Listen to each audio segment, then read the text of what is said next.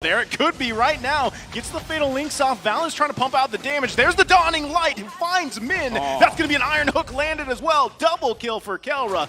Gary's in trouble now. Triple kill, 1, 2, 3. Just 2 more kills for the Filipino Savage to get that Savage, but this is Omega. Again, when they're pressured, this is when they actually start to perform well, right? Orange Esports, they were trying to do the same thing they did in the previous game, but unfortunately for them, Omega, they have the early game pressure with this Franco, with Kelra on the Beatrix. It doesn't really change much. It's all about that mid lane prio that we mentioned in the keys to victory for Orange, right? What they need to do is control that mid lane just so that Omega can't stall the game out. Now that Omega have the mid control for sure, it's going to be very rough for Orange. Yeah, this is just basically the best start Omega could ask for. Not only do they have 5 kills, 3 of those are on Kelra, and we know how scary the Beatrix gets, but here in the mid lane.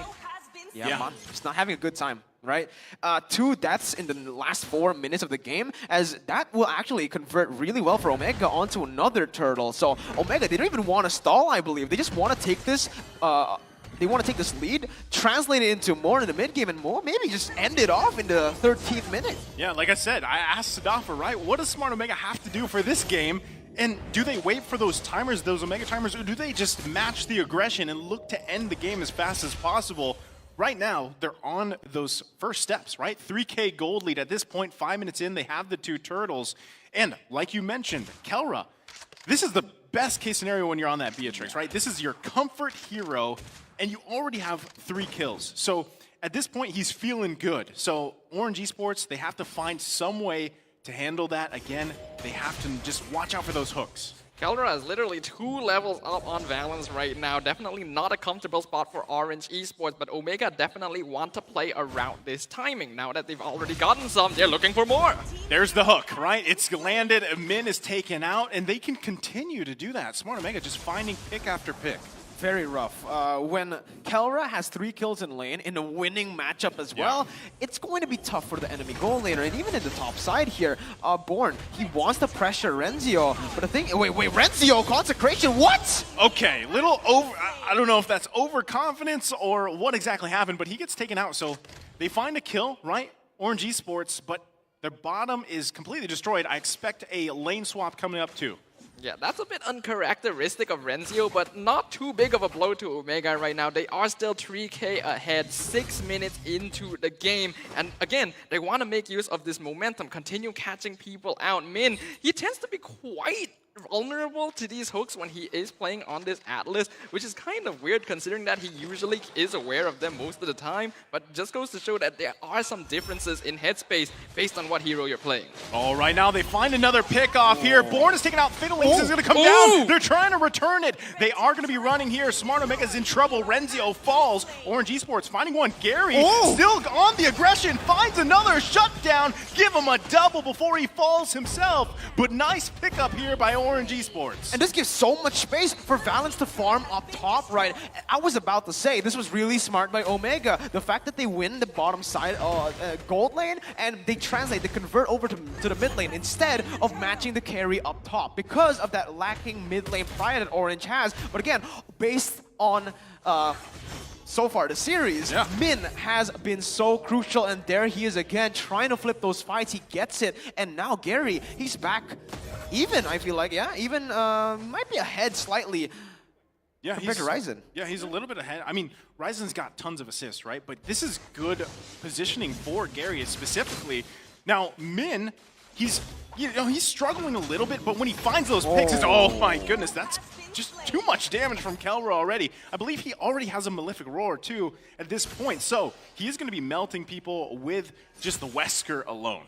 Kelra instantly just taking advantage of that miscalculation by Born. He got hit by the first sniper shot, thought, I can tank it, jumps in with the falling star moon, another sniper shot straight to the face, gives another free kill, and here comes Ryzen in the backline.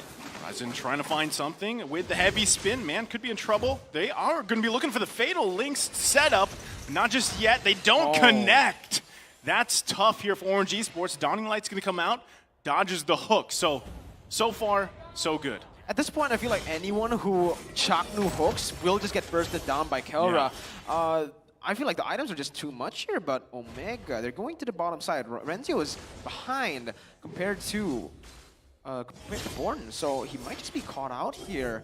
He needs to be very, very careful there in that bottom side, not to overextend, but Kelra's looking for something with Chaknu! Oh, Chaknu flickers in with a bloody hunt. Oh. Born, oh, he's still, okay, he gets taken down here. Kelra also finding Born, so tough plays. I mean, this is, again, pace setting. They have to watch out. Look at the damage coming out from Kelra. This is just a butterfly effect from Omega. The moment they gave that triple kill in the first couple minutes to Kelra, it was all downhill for Orange and just complete ball in Omega's court. Right now, it's going to be very difficult for them to end up losing the game unless they make a big mistake. However, we have to note Orange has the form of that in a big combo. The Fatal Links into the lethal counter. So Omega, they still have to play quite safely towards that late game. That's what I'm worried about, though. Yes, Orange Esports, they have a team fight composition, a lot of AoE damage, but with Ryzen, they can nullify all of that. When you go for that engage, when you land that Fatal Links, all Ryzen needs to do is pop that heavy spin. Everyone, it becomes a messy team fight, and Omega, they just benefit off of that so much with Kelra. That's so ahead. Wow, he just melts down. They didn't even need the retribution there. That's the thing, right? When you're this far ahead, you pretty much have free reign over the objectives, and Orange Esports just has to continue to buy time. Meanwhile, we were talking about in the draft, Smart Omega could buy time, but it's completely flipped here. So they find another turret, and at this point, Smart Omega in the driver's seat. Lightning Trunky and also purchased on Ed 2 Max, so the Xavier is slowly scaling up as well. Eventually, Orange, they not have to mind the Beatrix, they also have to think about the mid laner on the side of Omega, all while they're trying to avoid Chaknu and Ryzen. This is why this draft from Orange just feels a little bit too risky. Going around that Atlas and Eve really hasn't worked out too well for them in the past. Yeah, they're going to try to defend this bottom side, and honestly, Omega, they're just going to punish this, right? This is why it's just, again, so rough for Orange. When Kelra got that initial triple kill, now he just snowballs. It's just so tough to stop Beatrix from snowballing once he gets that initial gold. Because look, he's just zoning everyone with the, with the Brenner. I thought that was going to hit. He takes down turrets like a monster here, and look, finally we see the Heptaseas. I was kind of questioning, right? Why didn't they go for the Heptaseas in most of these games? Actually, all the games. Kelra has actually avoided that item, but now with the snowball going on, that's when it's actually worth it. That's when you get that shock factor from the Wesker, even from the Snipes Min, trying for a desperate play here. Yeah, but this is on Ryzen, right? If he just decides to heavy spin, it's not, I mean, like you said, it's going to cause chaos for that team fight, and that's not what Orange Esports wants.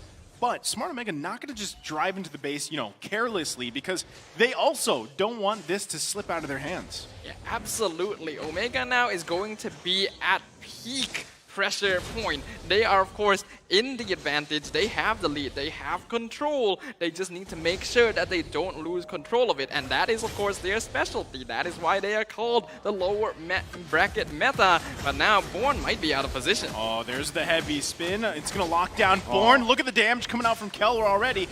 Doesn't connect on that one, but Renzio should be able to find the kill, and he does. Meanwhile, now Min is in trouble. Can he actually escape this? Renzio not going to commit, going under the turret. He is going to be zoned out just a little bit. Gary trying to help the team out. Conceal's going to be popped. Ooh, Iron Hook not going to connect there. Max range, barely, almost getting the pick there. But yeah, Orange, they're just trying to defend here at this point. The render shot does not connect, and that's the lethal wonder. The lethal counter pop. Gary gets hooked though. Yeah, there's the hook. Iron Hook's going to land. Gary should be fine. Meanwhile, in the top lane, they find another kill on Valens. Smart Omega not going to let up here. Born now back up. Should be able to still defend.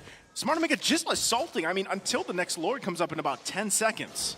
This is a rough spot for Orange Esports. Very comfortable for Omega, though. Again, Kelra just getting that snowball started all of this. And now, even though Min wants to look for those big catches with the Fatal Links, when he can lose half his HP in a single shot from the Beatrix, it is very difficult for literally anyone on Orange Esports to try and make anything happen. Yeah, and it just doesn't really feel like it's Orange Esports' base anymore, right? They're just constantly getting poked from across the map by the Dawning Light. The render shot also just zoning them away. And guess what? Kelra outranges everyone in Orange Esports' draft. They don't even need the retribution there, to be frank, but they use it just to secure it even better. They learned the lesson. Yeah, they learned. Yeah. Don't hold the retribution, you know?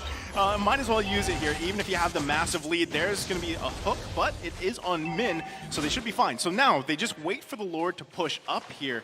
Honestly, Orange Esports is really struggling with what they decided to draft. Let's take a quick look at the items, Sadafa. Yeah, we can see that Kelra, he is literally already full build. He has all of his items, and these are not cheap items as well. That is a BOD. The rest of the team, very close. Valence, oh my god. That was a basic attack. Yeah. I mean, that's what we're talking about scaling here. Now, Lord's still in the mid lane. The turret's going to go down in the bottom as they look at the damage just coming out from Kelra as he gets a double kill. And Smart Omega could be looking to take this to game number 5 right now. Orange Esports trying to do the best. The lockdown coming out from Jack New. Triple kill for Kelra. That's going to be the Maniac. Is he going to become the Savage of Southeast Asia? The Filipino Savage, getting a Savage here. Oh my goodness, one shot Omega. There it is. There